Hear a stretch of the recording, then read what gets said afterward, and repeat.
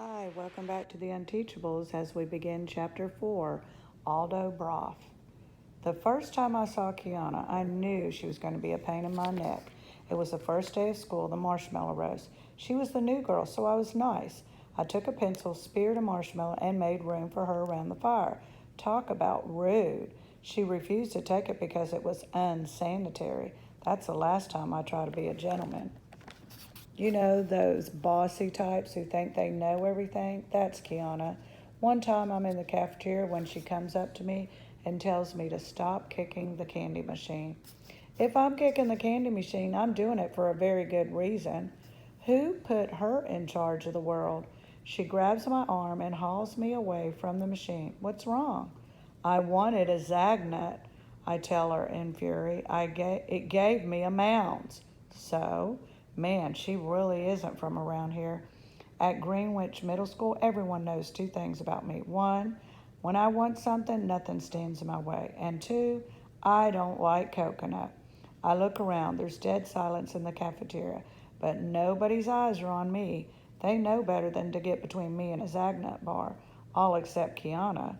Maybe all Californians are like that. They can't mind their own business. She asks, and if you keep kicking it, will the Zagnut come out? Maybe, I say stubbornly. She shrugs. Well, then go ahead. But here's the thing. I don't want to kick it anymore. She's ruined it for me. The worst part is she's in SCS8, so I can never get away from her. We spend the whole day in room 117 except for lunch in the cafeteria and phys ed, which is in the gym with a couple of other classes. The only surefire place to avoid her is in the boys' room. She hasn't followed me in there so far. Our teacher, Mr. Kermit, is probably in his 50s, but he looks like he's 900. Actually, he looks like he's dead already, hunched over his desk, his eyes half closed. He never moves a muscle. It's hard to tell if he's even breathing. I'm amazed he isn't swinging from the light fixture. For all the coffee the guy drinks, mostly he's working on a really complicated crossword puzzle. He hates my guts, at least I think he does.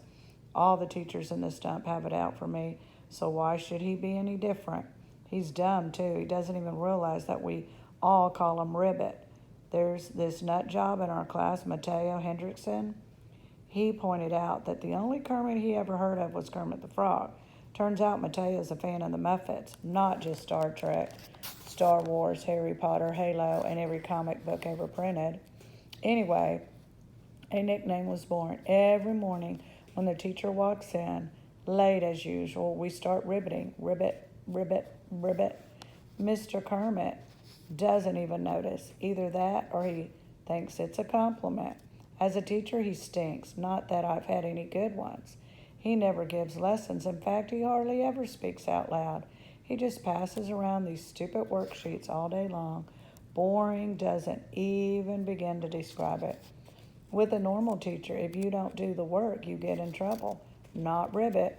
He acts like he couldn't care less if we do his worksheets or not. I've turned in every assignment, and he's never graded a single one or handed it back. Kiana complains.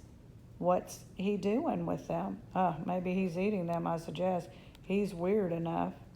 She rolls her eyes at me. She's annoying, but it's not like the other kids in SCS 8 or any better. There's Parker Elias, who has to be the dumbest person in the whole school. Remember the kid in first grade who got picked on to read aloud? Everybody else wanted to drink bleach. Well, Parker still reads that way today, one word at a time, at the speed of molasses, sounding out every letter. This is the idiot they give a special driver's license to. No one is safe. There's Barnstorm Anderson, super jock. Jerk would be more like it, but I guess he's both. He's an unstoppable running back, an amazing point guard, a lights-out pitcher, which is why the school gives him an automatic get-out-of-jail-free card. That makes me mad. Why should scoring touchdowns mean you get special treatment? But here's the thing. Last spring, Barnstorm blew out his knee. He's on crutches now, banned from sports for a whole year, and by that time, he won't be in middle school anymore. So all the teachers have suddenly started to notice that the last time he turned in a homework assignment was never. That's the kind of person who lands in our class, like Elaine Ostrover, who sits in the back row. She has to be 6'2" and as solid as an oak tree. She hardly even opens her mouth, but when she does, her voice comes out a low rumble like a subwoofer. Kiana asked me about her. That's Elaine, I reply. Rhymes with pain. She frowns. Everybody says that. Rhymes with pain. What does it mean? You don't want to mess with Elaine, I advise her seriously. Last year, she headbutted this kid down the stairs because he was looking at her funny. Wiped out like 15 people.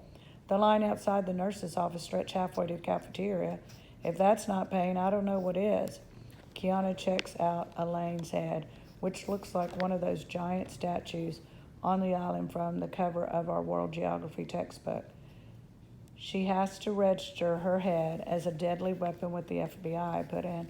Kiana skewers me with a sharp, sorry, my dog, with a sharp glance. So I say, well, not really, but she definitely tore the door off the bathroom stalls and used it to crush the laminating machine I had. I mean, I wasn't there, but everybody knows it.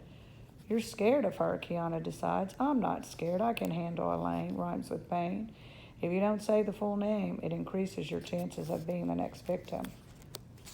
I just don't want to get in trouble for fighting, that's all. She nods, because you're the big expert at not getting in trouble. By the time I realize that, I'm mad at her for saying that. She's on the other side of the room, and the chance to yell at her is lost forever.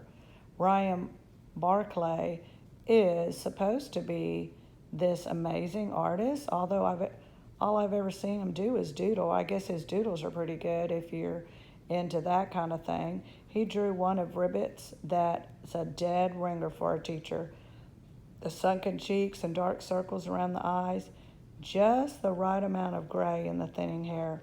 Ram blew one part of it. He drew the coffee mug too big, almost the size of a trash barrel. Maybe that's how he ended up in SCSA, which it isn't exactly for geniuses. It doesn't help that Ram's stepdad is in a rock band that practice all night, so Ram sleeps most of the day. One day, Mateo welcomes me to class with a whole story in this deep throat-clearing gibberish that sounds a lot like he's trying to spit out a bug he swallowed by mistake. I don't appreciate being messed with, especially when I'm not even sure how I'm being messed with. What did you say? I demand. It's a Klingon greeting, Mateo explains cheerfully. It means, may you die well. My eyes widen. You want me to die? The Klingons are a warlike race, Mateo says quickly. Dying in a battle is an honor. They love that.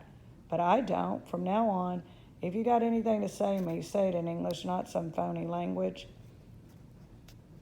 Klingon is not phony, Mateo cuts me off, outraged. It may have started out on Star Trek, but it's turned into a legitimate language with a dictionary and an alphabet. There are even regional accents, depending on which part of Klingon home world you come from. In the South, for example, he keeps talking, lecturing, clueless that my blood is boiling. And the other kids are laughing like it's a big joke that this little creep is making fun of me.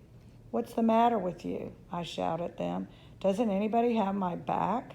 Kiana steps forward, struggling to keep a straight face. She reaches for my arm. Aldo, it's the last straw that this California girl who isn't even from around here thinks I'm the entertainment. A soupy fog swirls around my head, tinged with orange, until I can actually feel the heat from it. I've got to get out of here before I explode, leaving bone fragments and bits of skin all over the walls of room 117. I hate this class. I pick up my backpack and hurl it through the open door. Just as Mr. Kermit walks into the room, the heavy bag misses his head by about 1/4 of an inch. At that point, I'm so mad I don't even care. In my white hot haze, it would make no difference to me if the backpack knocks the teacher's block off and I get suspended, expelled, and banished from the town. I do notice that through my rage, that Ribbit doesn't flinch, not even when I storm past him, slamming the door behind me hard enough to raise the school off its foundation. And just like that, I'm alone in the hall, barely sure how I even got there. I slam my fist into a locker. It hurts, but I hope it hurts the locker even more. The locker is attached to the wall, and the wall is part of the school. And it's the school's fault that I'm so mad. I hit it a few more times with an open hand because that hurts a bit less. I don't feel better exactly. It's more like every blow lets off a little more steam, so the pressure inside my head goes down. I'm still ticked off, but I can live with it. I slump against the lockers, breathing hard. The guidance counselors say I have anger management problems. They don't know what they're talking about. I manage to get angry better than anybody else in the whole school, no problem. The door of room 115 opens and this lady walks up to me. At first, I think she could be another 8th grader. That's how young she looks. But no, she's definitely an adult. And the way she takes hold of my wrist, gentle but with authority, screams, "Teacher." I've never seen her before, so she must be new. "Come with me." She knocks on the door of SCS 8. "Mr. Kermit?" I shoulder my backpack and stand behind her. We wait at the door, but there's no answer. He's probably in the middle of a puzzle, I offer in a subdued voice. "Puzzle?" she echoes, like a crossword. Ribbit, Mr. Kermit is really into them. She knocks again and then opens the door. It sticks a little, and she has to put her shoulder into it. I guess I slammed it really hard. She leads me inside. Kiana is looking right at me. I feel myself starting to get mad again, but only for a second. It doesn't really usually happen twice in a row. "Mr. Kermit, I'm Emma Fountain." The woman introduces herself. "I have the class next door." So far this year, not a single thing has gotten a reaction out of Ribbit. That streak ends here. The puzzle forgotten, he rises to his feet slowly, never taking his eyes off her. They're practically bugging out his head. He blurts, "I know you anywhere." She smiles, which makes her seem even younger. "Mom said to tell you hi." "But that's not why I'm here." She indicates me. "Is this your student?" Mr. Kermit looks blank. It hits me. He doesn't have a clue. Even though I nearly took his head off with my backpack 90 seconds ago, my own teacher doesn't know me from Jack the Ripper. "Of course it's your student," Kiana pipes up. "It's Aldo." "Well, he's making a lot of noise in the hall," Miss Fountain announces. "That's not being a bucket filler." Mr. Kermit goggles. "A what?" "A bucket filler is someone loving and caring who fills other people's invisible buckets with good wishes and positive reinforcements that makes them feel special." She regards Aldo disapprovingly. "Someone who creates a disturbance and makes it impossible for other children to learn is not a bucket filler. That's a bucket dipper." Suddenly, I realize that what she's talking about. It's from this picture book that's supposed to teach little kids to be nice to each other. It's really big, in about 1st grade. "It's an elementary school thing, Mr. Kermit," Kiana supplies helpfully. "Just because this is in middle school doesn't mean we shouldn't treat one another with respect," Miss Fountain says earnestly. "It works for my kindergarten class last year, and we should have higher expectations for children who are even older. Right, Mr. Kermit? I wait for our teacher to give her the brush off. Good old Ribbit could brush off World War III, but for some reason he doesn't. With great effort, he tears his eyes off of her and swivels to me. Were you dipping? I stare at my sneakers. I guess. Mr. Kermit turns back to Miss Fountain. You look just like your mother. She smiles. I'll take that as a compliment. To me, she says, you should apologize to your classmates too. You wasted their learning time as well as your own. Sorry, I mumble. You know about the learning time. Relax, Rayon draws.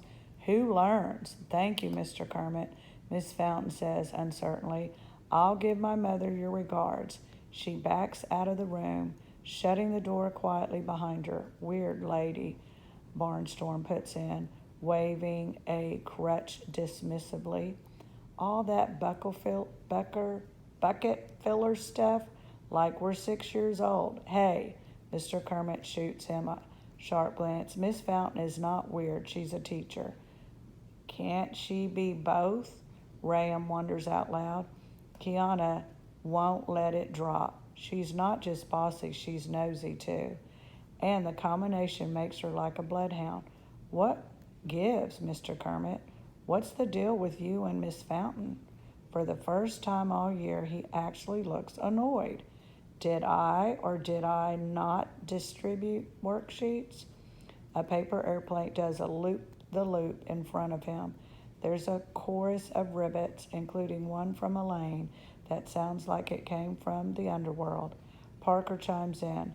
Face it, Mr. K, you barely looked away from your puzzle since school started. But the minute she shows up, you hit the ceiling. She's your kryptonite, Mateo puts in. Kiana snaps her fingers. It's her mom, right? You and Miss Fountain's mother used to be a thing.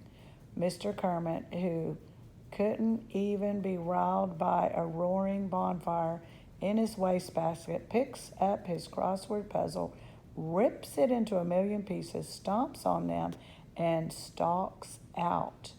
Even though I can't stand the guy, at that moment I actually relate to him a little bit. He may be the worst teacher in the world, but we have something in common. He has anger management problems too. Tune in next time for Chapter 5, Mr. Kermit.